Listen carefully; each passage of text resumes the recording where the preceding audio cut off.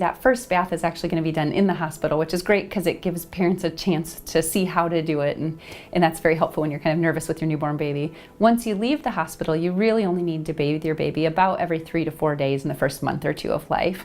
They're really not getting that dirty. The part that is their diaper area, and you're using wipes and cleaning them up there when you need to. Until that cord stump has fallen off or a baby boy's circumcision has healed, we don't want to get those areas of the body very wet. And so that's why we don't actually put the baby down into the bathtub and really submerge those areas. So we're going to use more of that swaddle bath approach.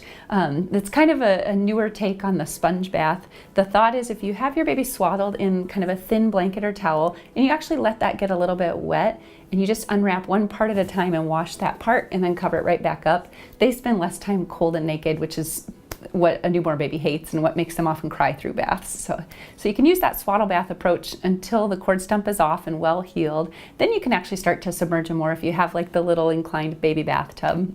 The general recommendation for water heaters when you have children in your home is to keep them set at 120 or lower, and that's going to help prevent scald injuries. On top of that though, whenever you're preparing a bath for an infant or a toddler, the parent should definitely check the water temperature first. Dip your own hands in there, make sure it's not too hot, then go ahead and dip your baby's toes in and get them started.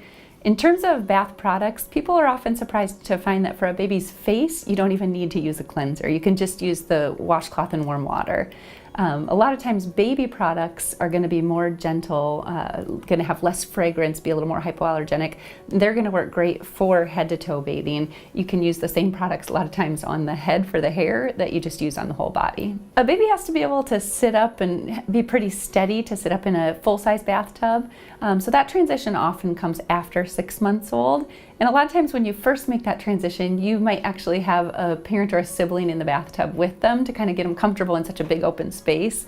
The other option is some people will take their baby bathtub and put it down into the big tub as a way to sort of get them used to that feeling. Even after the first month or two, you may increase the frequency of bathing to every 1 to 2 nights.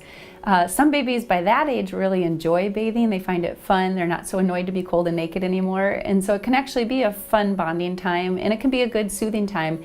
Usually bathing for an infant is going to be followed by moisturizing. And so you can sort of incorporate a little baby massage as you're putting on that lotion, and that a lot of times will help calm your baby down and get them ready for bedtime.